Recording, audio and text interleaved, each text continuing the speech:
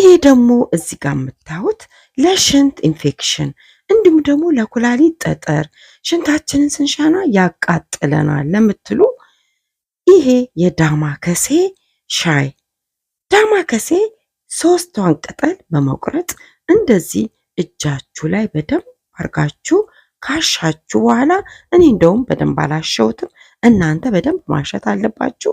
ከዛ የፈላ ውሃ ልብ አድርጉ ማፍላት የለባችሁም። የፈላ ውሃ እንደዚህ በመጨመር በመደባለቅ ለ3 ለ4 ደቂቃ ካቆያችሁ በኋላ ይሄንን የምትጠጡት በሳምንት አንድ ቀን አንድ ስኒ መጠጣት ለጉሮሮ ኢንፌክሽን እንዲሁም ለሳምባ ኢንፌክሽን ለብዙ ሆድ ውስጥ ላሉ ኢንፌክሽኖች ይረዳችኋል። የዳማከሴን ሻይ በዚህ መልኩ ይጠቀሙ። ማፍላት ግን አይቻልም። ከፈላ ጥቅሙ ስለሚሄድ እንደዚህ በፈላ ውሃ መደባለቅ።